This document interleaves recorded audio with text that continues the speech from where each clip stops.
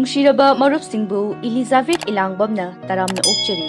Ngasisu mayamgidamakta action drama da yumpam oiva Hindi film ama puduna lakchari. Film asigi mamingna Brothers. Film asi 14 August 2015 da release tawki.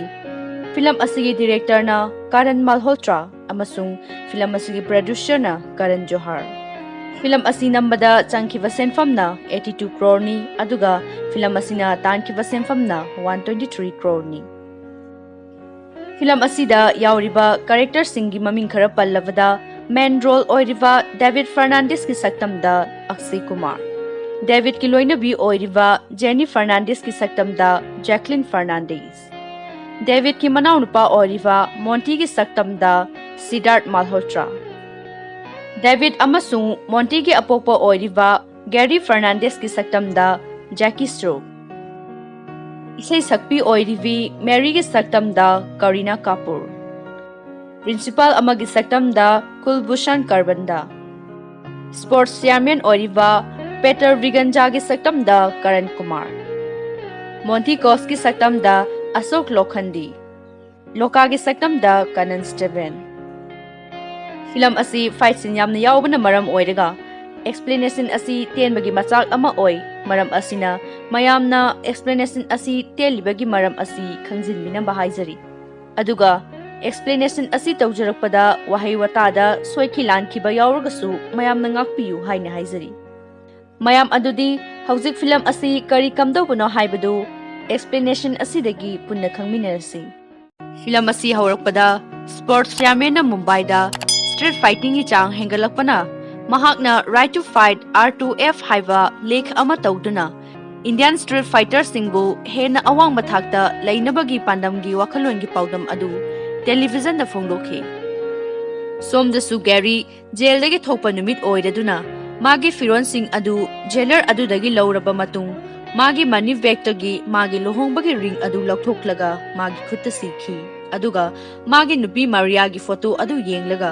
mamittagi mapi ira chenki matang sida hangbaya bawa hangdi kari maram gi damakta Gary na jail da laikhibano haibasini maram asi khangnabagi damakta explanation asi loiba phawbada yengbinaba haijari Gary na jail dagi thorakpada magi machanupa atombo oiriva Monty na yulikli ama pairaga mapabung ngaiduna lairami Monty na mahaki mapabungbu konduna okay Mapana Monty ki mamaida asokpa leirambaduda nungairamde adubu Monty na mapana pamjaba street fight adu mahaksu sanari hairami mapada mahakna yu adu pirubada mahaki mapana yu thaktre hairubada Monty yamna angakpa phawrami maramdi Gary yu ba pamjaba misak ama oirami aduga street fighter amasu oirami Gary na David ti laktra haina hanglubada Monty na sauningna magi ming adu palakkano hairami somdana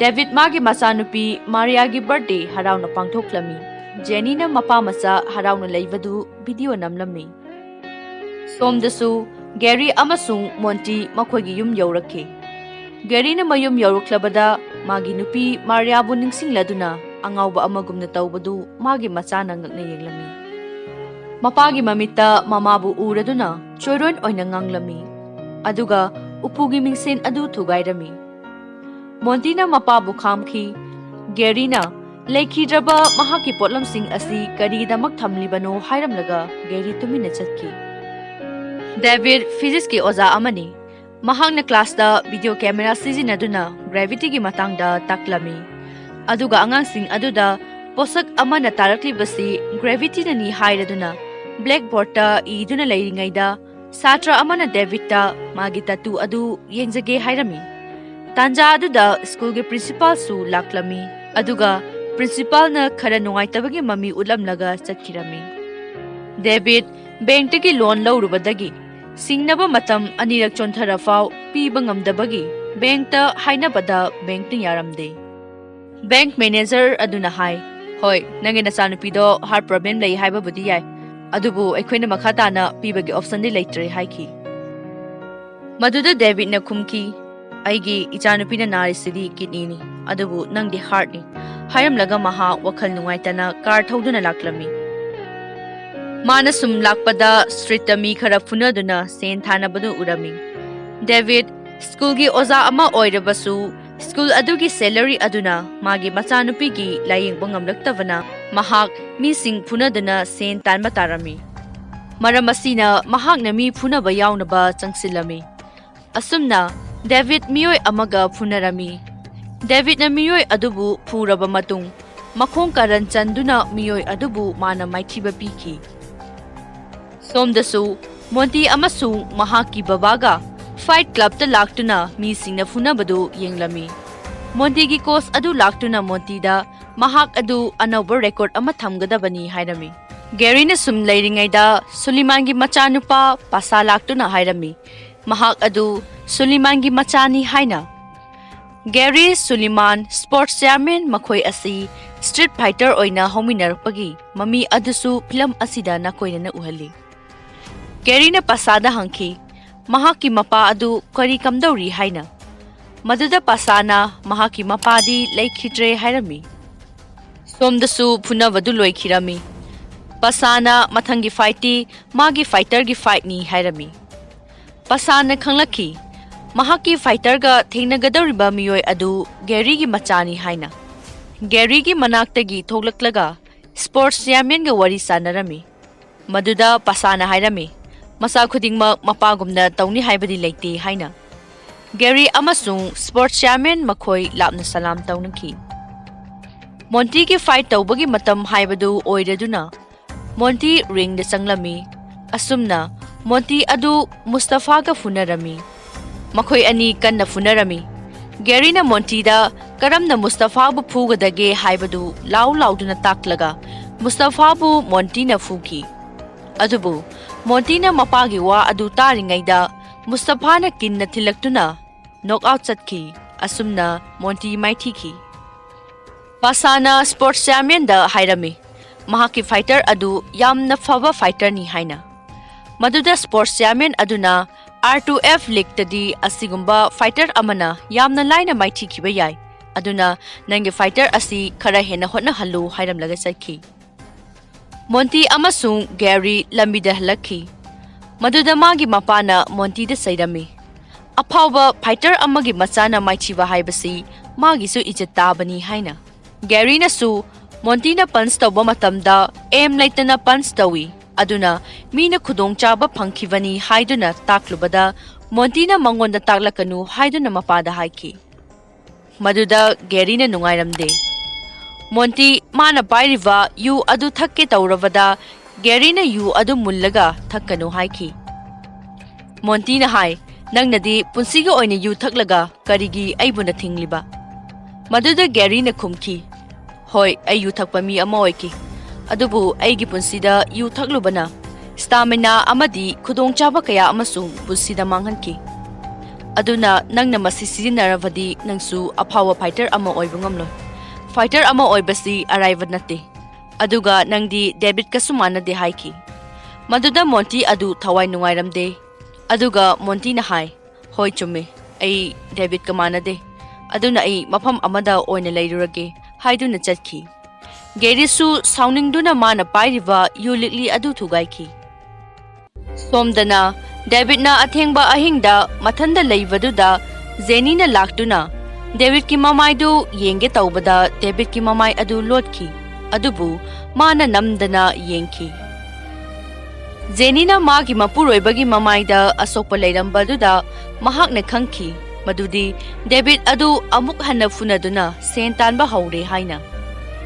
Jenny da David na paisa piraduna haiki. Mana tauriba thabak adugi tha ahumgi salary se sumna tangi pung ahumda tanba phangai haina. Manasu makha taraduna hai. Bank nasu loan extension tawbibadusu yabidre. Aduga kapna hairakhi.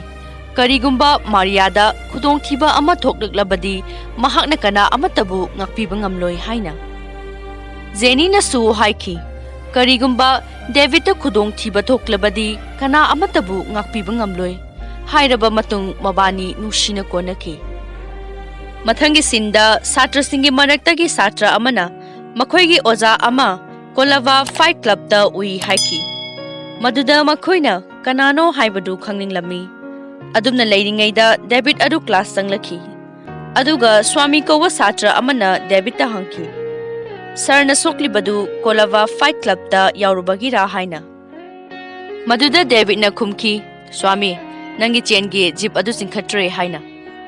Tanja aduda school ki principal adu laklaga David ta mage room da lau hairami. David na mage class adu loiraga lakke hairami. Adubu principal aduna haujikbak lakadabani haiki. Asumna David principal ga unarami. Principal aduna hai. Nangna asumna Benes ka loina na school da lakladi karamna satra singda lairik tamgani. Maduda David na kumki. Sir, aigi family ki condition su khara khangbiyo. Principal aduna hairami. Mana mahaki family condition khangbana maram oiraga ngasi phau mabu yengduna lakpani. Mahak adu yamna phaba ojani aduna mabu tanthokpasi nungaiba thabakti natte adubu mahak adu school dagi pothanaba hairami. Maduda David na nungaita school adu thadokhi. David magi machanupi na hospital da yataduna leibaduda machanupi gi haraunaba tauringaida Jenny hatu laklami. Maduda mabani changduna Mariabu haraunaba honnarami. Adubu David amadi Jenny na mapi ira chenduna sini changni khangdraba machanupi bu yengduna kaplami. Masagi matungda aikhoina isai amma thengnabigani. Isai asida karamna mabani na awa ana puba haibadu fanjana utli. David na street fighter oiduna masagi sen tanba. Jenny na migi hotel da yauduna sen tanba. Karamna David na school gi oja oikiba. Mabani gi yumbal bagi wari amasung makhoi gi machanupi gi kidney da problem leibana sahi khara gi matungda kidney transplant tawgadavani haibana singbadu isai asida uba phangbigani. David amasung Jenny makhoi hospital dagi halakhi. David na magi machanupi bu pamlaga stair da kage tawringaida David ki mapa oiriba Gary na David haina kaurakhi. Aduga David ta haiki mahak na mabu unanaba hotnakhi adubu tanja fangkhide haina. Maduda David na karamba kanda jail dagi tholakpano hangki. Numit kharani gi mamangda tholakpani haina Gary na khumki. Gary na mabu ngakpiyu haizaki.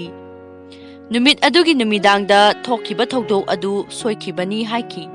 Maduda David na madugi asoibaduna magi punsipu lekha tahanki haiduna yamna saurami. Gary na hanglami madudi Jenny na pamliba angang adu masunupira haina hangki. Maduda Jenny na mani haina mangaknongki. Gary na su maming di kari kawi haina hangki. Jenny na Maria kawi khumki. Maduda Gary yamna ngakhi. David ki mamaga maming chap manana kaurambaduda. Maduda mana su khangki. David na mamabu kayagi matik nungsijai haibadu. Gary na magi asoibadu ngakpiyu haina kanna haizaki. Adubu David na mana nganglibadu tadabaga loinana stair aduda kage taubada Gary na mabu khamki. Maduda David na mapapu inthoki. Adubu Monty na sauraduna David pu phuge tauki. Tanja aduda Gary na Monty bu khamduna mayumda pukhi.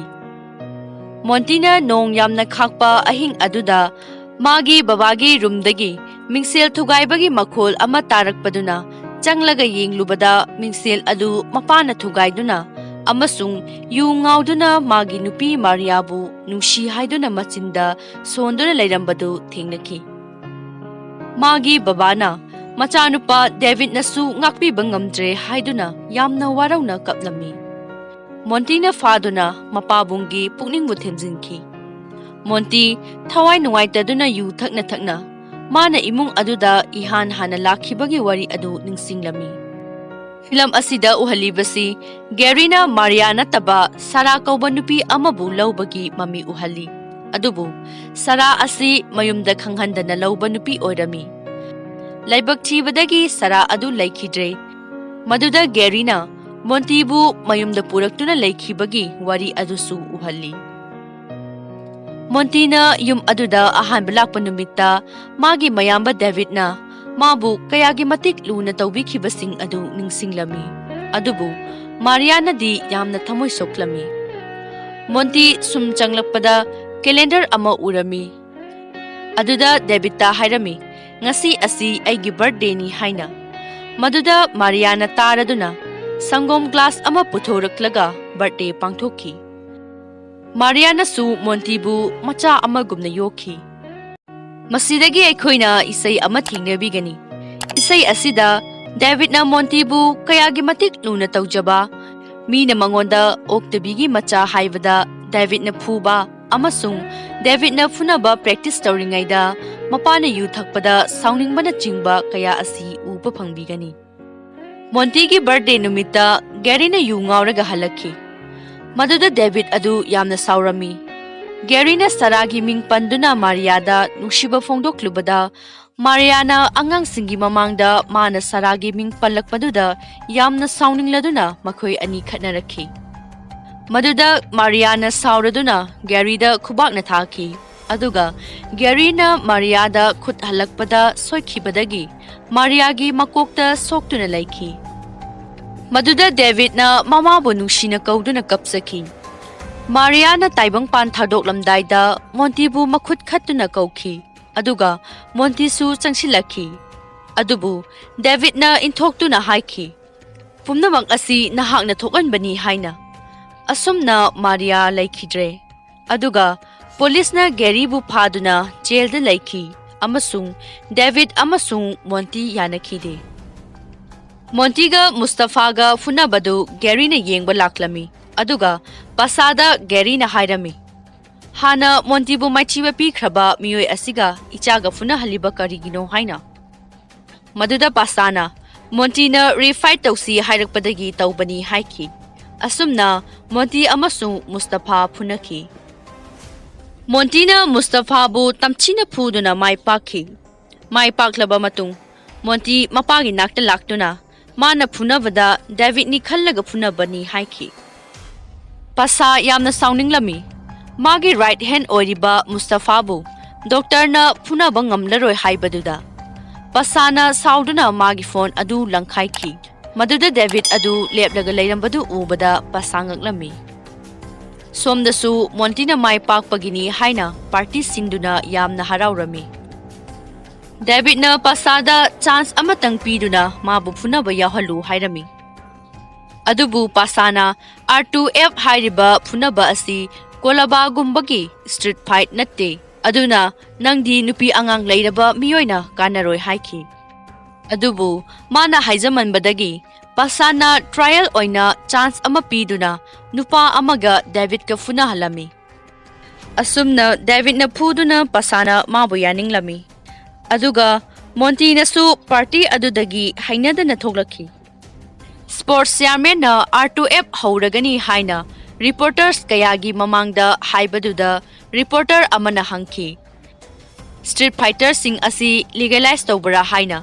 Maduda chairman aduna hai. Aikhoina mihatpabu pukning thawgatte. Aikhoina mihatpabu pukning thawgatte.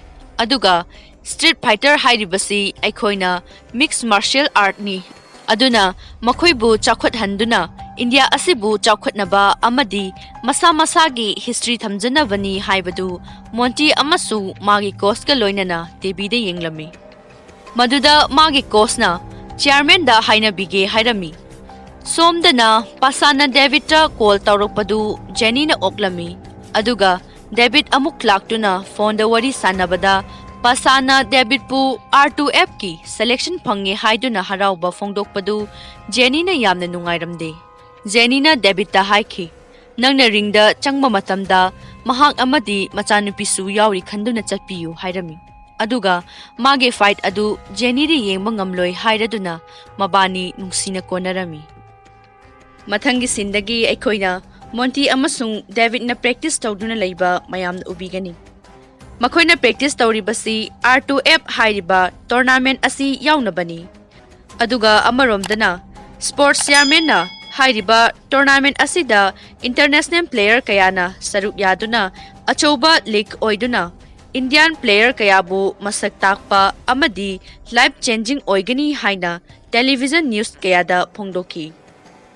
Monty gi coach aduna Mustafa ga fight tawkhiba video adu social media da upload tawduna mina pamna yengnakhi asumna Monty adu India pumbana khangnaba misak haibadu oikhi Monty amasung David su practice tawba leplamde sport chairman da TV news kayana wahang hangduna R2F hairiba tournament asibu oithokpa yabra haina hangki maduda mana thazaba yai haibadu proof oinaba R2F asi silibani haibasisu social media da haiki atop country kayadagi afauba fighter kaya laktuna saruk yagadawriba tournament asida lukasu India da laktuna leire haibadusu social media da phongdoki asumna chairman na tournament asida yagodawriba miyoi singbu mana introduce tawrami miyoi sing adudi North Indian superstar Gama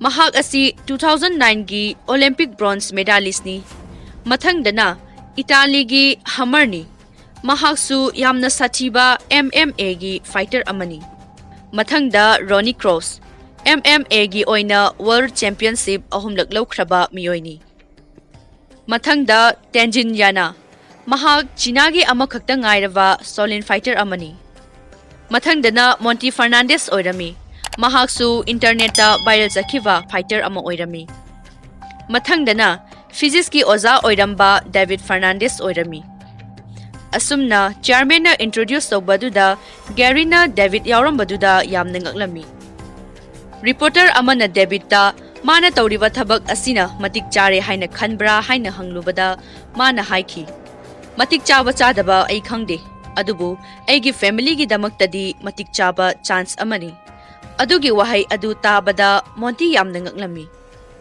chairman na aroiba fighter oina khwaidagi sathiba lukabu introduce tawrami aduga chairman na hairiba tournament asida compromise amata yaudana thamoi sengna tawgani haibagi thajabadusu phongdoki opening ceremony da commentator Bas Rawat amasung Sachin Merana comment tawduna tournament adu machu tahalami tournament asida ngambami aduna 90 million fangani haibadusu phongdoklami somdana Monty magi fight matam ngaiba oina mada yu thaknaba tawbada magi apokpana yu adu mullaga hai nangna thak asi yongnaba wana hotnaraklaga kari sunataba yu na nang momanghanganu karigumba official amana ukhiba thoklabadi nang disqualify oigani hairingaida official ama laktuna magi fight matam minute manga khakta ngaire hairamlaga chatki asumna Monty adu mapaga loinana ring tamna lakhi ring da karam daida magi mapabungna mangonda all the best haiduna wish piki Monty na thengnagadawriba misak asi Gama haibasini Gama na thoklakpada miyoi kayana chair tawduna leibadu ubada magi mapabungna yamna warami adubu Monty gi coach aduna karisu waganu Monty da thajaba thamsi haina hairami aduga mana Monty gi maming lauduna mabu pukning thagwatki adumna Monty amasung Gama ahanba fight oina funarami Monty gi ahanba punchda North Indian gi champion Gama knockout chatki asumna mayamna yamna ngangnakhiba fighter haibadu oiki pasa Monty gi knockout piba video adu yengduna leirami aduga David na hospital da leiriba magi machanupiga wari sanaduna leirami adumna tawringaida official gi miyoi ama laktuna magi fight minute manga khakta ngairi hairami asumna nungaita David phone thamki aduga David na ring da lakpada magi mapana tanaraktuna mabu wish tawki somdana David ki satra singsu projector tawduna magi fight yengna bangairami David na thengnagadawriba fighter asi Brazil gi Ronnie Cross oirami somdasu Jenny David ki fight ki result kari oigadava haiduna ngaiduna leirami asumna fight adu haukhirami aduga David ki school gi principal su magi fight adu yenglami asumna Ronnie Cross na David pu ahanba round da yamna tamchina purami aduga Ronnie na David pu ngakthi saptuna kuina thamki adubu David na khangba kanbadagi bel piraktuna second round amuk sanaba phangki asumna David isorda prayer tawjabaga loinana mahak second round adu sanaki maduda mana uppercut amasung side kick kauduna Ronnie bu phuki. Aduga mana Ronnie gi makhut leithekduna mabu tournament adudagi out oihanki. Mayamna su yamna ngaknaki. Principal adusu yamna harauki. Jenny na wana ngaiduna leiringaida magi mobile da SMS amalaki. Maduna mana yenglubada David na ngamkre haibagi SMS oirambaduda Jenny yamna harau manduna chongkhatlami. Asumna mathang punarakpana Monty gi fight amuksu laklami. Aduga mana magi opponent adubu tamchina puduna maithiba piki. David su amuk Tenzin ga fight thengnaki. Mabani top fight tawraba matung David na makhong leithekduna Tenzin bu maithiba piki. Right to fight ki pauna India pumba ningki. Asumna amuksu semi-final da Great Luka ga Monty ga thengnarami.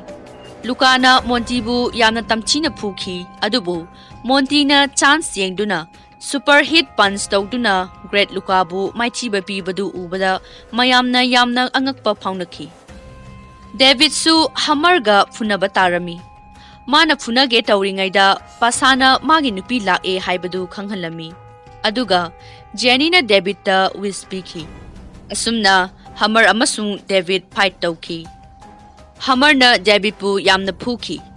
Maduda Gary na trick kaya takpadu hammer na sauraduna hammer na Gary bu barga pana na kauki. Madu ubada David yamna sauninglami. Asumna mathangi round da David na hammer bu phuduna match adu mai paki. Gary su yamna haraurami. Adubu final da magi masa ngakta thengnagani khallubada yamna nungaitava faurami. Gary amasung Monty wari sanaki. Maduda Monty na yamna warau na hairami. David bu phuba pamde natra dead. Nangna magi da makwai haibasu ai khangi. Asumna warau na haibaduda Gary wahai amata ngangdana leirami.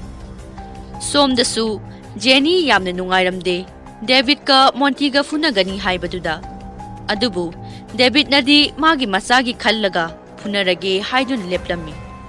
Asumna commentator aduna shu mabani adu brothers ni haiduna mayamda khanghanki. David amasung Monty funaki. Monty na David pu tamchina phuki. David na manau nupani khanduna khut thadabadu ubada pasana saurami. Aduga Gary na su David ta Monty bu phubiganu hairami. Monty gi ahanba action adu ubada David Monty bu phuba hauki. Adubu David ki mamita Monty adu pikliba angang amagumna uduna mabu tamthina phuba ngamkhide. Maduda Monty gi ahenba asaubadu ubadagi David na phuba hauki aduga mahaki makhusu leithiki. David na fight adu lepnaba Monty da hairami. Adubu Monty na fight adu lepa pamdabadagi David ta khut thaba leplamde. Madudagi David mabu ngakthi saptuna thamki. Maduda Monty na mama laikhidaba numit aduda mayambana waraukibadu phongdokhi. Maramdi David na magi mama bu magi khakta oiningkhiba aduga Monty na di magi su mama oiningbadu film asida uba phangi. Magi wa adu tavada David na mahak lankre ngakpiyu haina Monty da haizaki. Amadi Monty na su fight adu David tapiduna right to fight ki champion adu David na oiduna magi family gi awaba kokpada natana makhoi gi kairuraba family adu amuk na haunana asepa mari thamki. Asumna film asi loishili. Film asigi message asi karino haibadu comment mayam na haibiramu haibaga loinana mayambu amuka hanna thagachari.